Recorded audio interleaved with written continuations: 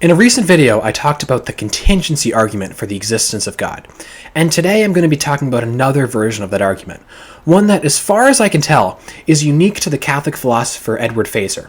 I've never seen another philosopher present quite this exact version of the argument. And the reason why I'm doing this as a separate video is I think this argument is much more powerful than your typical version of the contingency argument. And the reason for this is there's certain objections that are often raised against the contingency argument that I don't think hold any water with Feser's version of the argument. In particular, I'm looking at the objection which says that the contingency argument commits what's known as the fallacy of composition. And what the fallacy of composition says is that it's a mistaken reasoning, a mistaken logic, to say that just because every part in something has some attribute or quality, the thing as a whole must have that attribute or quality.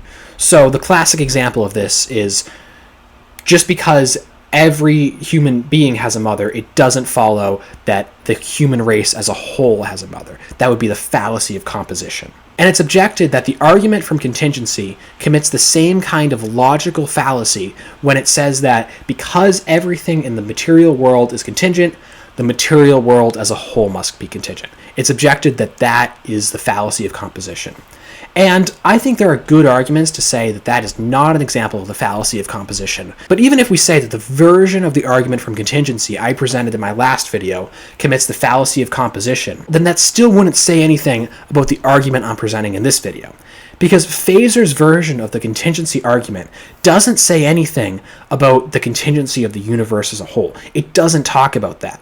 Instead, Feser starts with the contingency of any particular material thing, of dogs, of cats, of bricks, of houses, of anything. And he proceeds from there to the existence of God. He doesn't talk about the universe as a whole being contingent. He skips over that part and argues that he can still get a good argument for the existence of God without talking about the universe as a whole being contingent.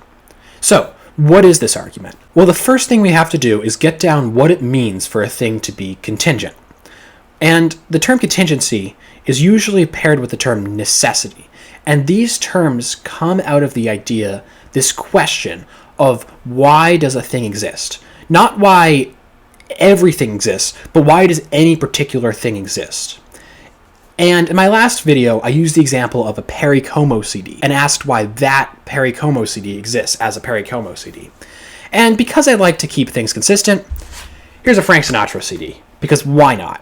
So, the question I'm going to be asking right now is why does the Frank Sinatra CD exist as a Frank Sinatra CD? And in that last video, I said there's 3 ways to answer the question of why the CD or anything else exists. But I also said that there's really only 2 ways of answering the question, because the first way is just to say that there's no explanation for why the thing exists, and that's not really an answer at all. It's like if you're a detective and you're tasked with solving a murder mystery, and you're asked, who did the murder? We know someone did it. Who did the murder? And your answer is, yeah, there was a murder, but no one did it. We just don't. There's no good explanation for who did the murder. That's all. You would be a bad detective. You would be not answering the question. You would be neglecting your duty as a detective, because there's always an explanation. There's always an answer to the question, who done it? Or in this case, what's the reason why the Frank Sinatra CD exists? So there's only really 2 explanations, 2 sufficient reasons that are possible for why the Frank Sinatra CD exists. And you'll see why in a second. Those 2 reasons are the Frank Sinatra CD is contingent or it's necessary. And what a thing is if it's contingent, what that means is that the thing has its explanation for its existence found in something outside of it. And if it's necessary, we say it has the explanation for its existence found inside of it. So that's why those are the only 2 explanations. A thing's explanation for its existence could either be inside of it or outside of it. Law of non-contradiction, those are the only 2 options. You can either be inside a thing or not inside the thing, outside the thing. And if a thing is contingent, it's because it's dependent upon something else for its existence. The thing by itself doesn't explain its own existence. There has to be something outside of it which explains its existence. That's what it means to have an explanation for existence outside of you, to be contingent. That's contrasted with being necessary. If you're necessary, if we know everything about you, we will know exactly why you exist. If the CD was necessary, if we knew everything about the CD, we would have a sufficient explanation for how the CD exists. So, that brings us back to our question. Is the Frank Sinatra CD necessary or contingent? Well, obviously it's contingent. Why? Because the CD is dependent upon all these different things existing in order for it to continue existing as a Frank Sinatra CD. To take an obvious example, it's dependent upon my foot. Why? Well, because if my foot stepped on the CD would stop existing as a CD, and it would start existing as spare parts. The Frank Sinatra CD is dependent upon my foot not stepping on it in order for it to continue existing as a Frank Sinatra CD.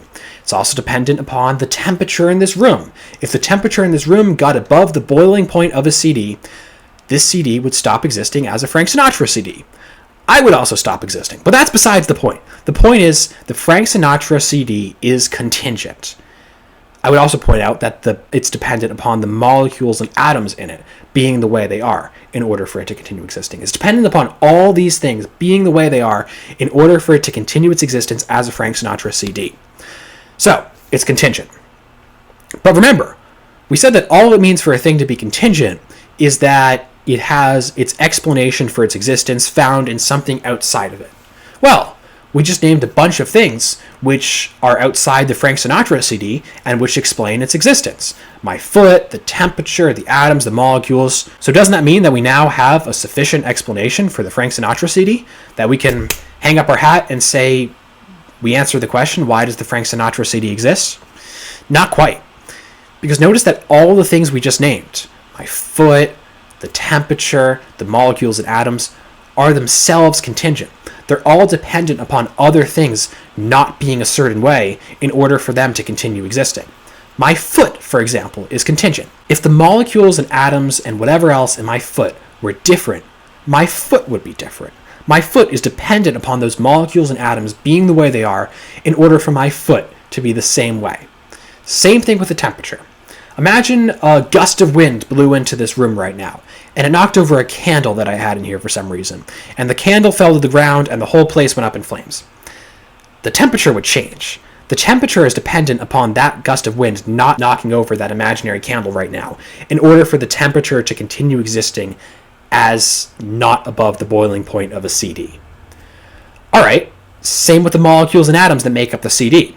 If other molecules came in and pushed those out of the way, or however it works, chemistry was back in high school for me, that was a long time ago, then the CD would stop existing. It's dependent upon those molecules not being changed in order for it to continue existing. And those molecules are dependent upon them not being changed by other molecules. So we have a contingent thing being explained by other contingent things.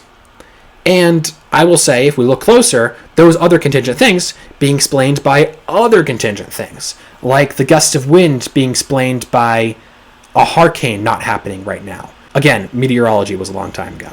So we have contingent things being explained by contingent things being explained by contingent things. And as far as we know, it could be contingent things being explained by contingent things being explained by contingent things being explained by contingent things being explained by contingent things ad infinitum. Would that be a sufficient answer to the question of why any contingent thing exists? Well, to answer this question, we have to introduce a distinction that Feser brings up in his book, 5 Proofs of the Existence of God. And this distinction goes by many names in the philosophical world, but I'm going to stick to the terminology that Feser uses because I'll be talking about his version of the argument. He talks about the distinction between a hierarchical and a linear causal series. Now, the basic definition of these two series, the basic difference is that a linear causal series is a series of causes where each member of the causal series has its causal power intrinsic to it, and a hierarchical causal series is one where each member of the causal series has its causal power derived from something else. So the classic example of a linear causal series is parenthood, fatherhood, let's take in particular. Let's say that Bob is the father of Phil, and Phil is the father of Fred. Bob gave Phil his causal power, in a sense, to create Fred. but he gave it in a way that Phil had it ingrained. Bob didn't need to exercise his causal power on Phil when Phil created Fred. Bob could have been out on vacation in Florida when Phil was born. Bob gave the causal power to Phil to beget a son in a kind of intrinsic way where Bob didn't need to be there for Phil to exercise his causal power. And because each member in this causal series has his causal power ingrained in him, Feser argues, following people like Aquinas and Aristotle, that that kind of causal series could, in theory, go back to infinity. You could have father begetting son, begetting son, begetting son, begetting son, begetting son, begetting son, ad infinitum. And there doesn't need to be a first mover in that kind of series. But there's also another kind of causal series, the hierarchical causal series. And the name hierarchical actually gives us a really good sense of what that series is about. Imagine for a second that I had a stack of books in my hand. I mean, I could take the books behind the shelf right here, but I don't feel like doing that. So we got this imaginary stack of books. We'll call them Book 1, Book 2, Book 3, Book 4, and Book 5. Each of the books stacked on top of my hand, imaginarily, has causal power to keep the books above it floating in the air, right? But each of these books only has the causal power in as much as it's derived from the things below them. Book 1 only has the causal power to be keeping Book 2 and Book 3 and Book 4 and Book 5 in the air because of my hand. And Book 2 only has that causal power because of Book 1 in my hand, etc. And my hand, in this case, is acting as a first member of this causal series. It's the thing that has the causal power to keep things in the air underived, not derived from something else, while these books are deriving this causal power from my hand. And in the case of the higher up books, like Book 5 up here, it's deriving causal power from Book 4 and Book 3 and Book 2 and Book 1, etc. And because all the members of this series only have their causal power derived from something else, this kind of causal series must play out in an instant moment, instantaneously. It's different from the linear causal series in that way, which can play out in successive moments and therefore can go back to infinity. These kind of causal series, because they play back instantaneously, must have a first member. So, the question is this. In the example of contingent thing being the explanation of contingent thing, being the explanation of contingent thing, etc., is that a linear or a hierarchical causal series? And remember, the key distinguishing factor for hierarchical causal series is that they take place in a single moment and they're not spread out over time. So is it possible to have a series of contingent things being the explanation for other contingent things which takes place in a single moment? Well, yeah. Take the bookshelf behind me. Those books being where they are is contingent upon the shelf holding those books up, which is contingent upon the floor holding the shelf up, which is contingent upon the ground holding the floor up, which is contingent upon the center of the earth holding the ground up, and which is contingent upon, you get the idea. This is a series of contingent things explaining the existence of other contingent things, which plays out in an instantaneous, singular moment. So, this is an example of a hierarchical causal series in relation to contingent things.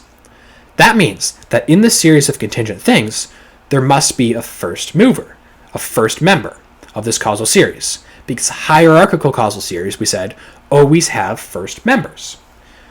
But what could be the first member of a series of contingent things?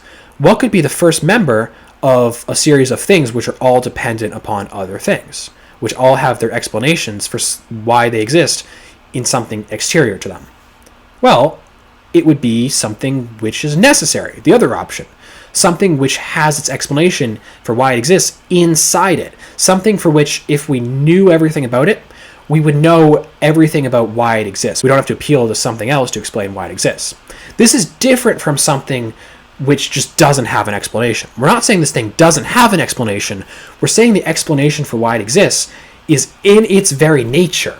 This thing's very nature is sufficient to explain its existence. But what kind of thing would that look like? Well, in order for something to be a sufficient explanation for its own existence, it would have to be pure actuality. This is what Feser argues in his book. Pure actuality means that you're the kind of thing where you have no potentials. So there's nothing in you that could be changed.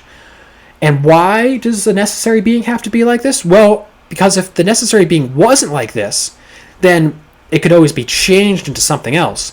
And if it could be changed into something else, then it would be dependent upon those things that have the ability to change it, not changing it into that thing that it could be changed into, in order for it to continue existing as the thing it is. And as we said, this kind of necessary being can't be dependent upon anything else. So it can't be dependent upon not being changed. So it needs to be not changeable, which means it needs to be pure actuality.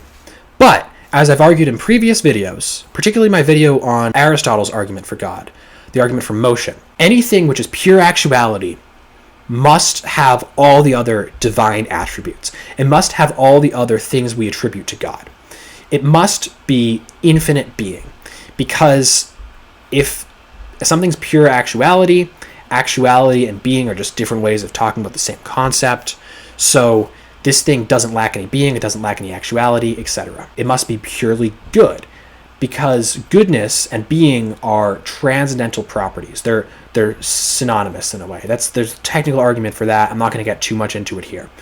But knowledge and power are also kind of these transcendental properties. They're synonymous with being. So this thing must have these attributes of goodness, power, and knowledge in full. Also, there can only be one thing which is pure actuality or infinite being, because in order to differentiate two things, there has to be something that one of them lacks that the other one has. So there has to be some being that one infinite being 1 lacks, the infinite being 2 doesn't have, and that's not possible. And also, this thing can't be made out of parts, because if this thing was made out of parts, then it would be dependent upon those parts being put together in order for it to exist, in which case it wouldn't be necessary, it would just be contingent. So, this thing, this necessary thing, which explains the existence of the series of contingent things we mentioned, the thing which explains ultimately the existence of contingent things like the Frank Sinatra CD, must be all good, all-knowing, all-powerful, purely actual, infinite being, not made out of parts, and there can only be one of these things. So, that thing must be God.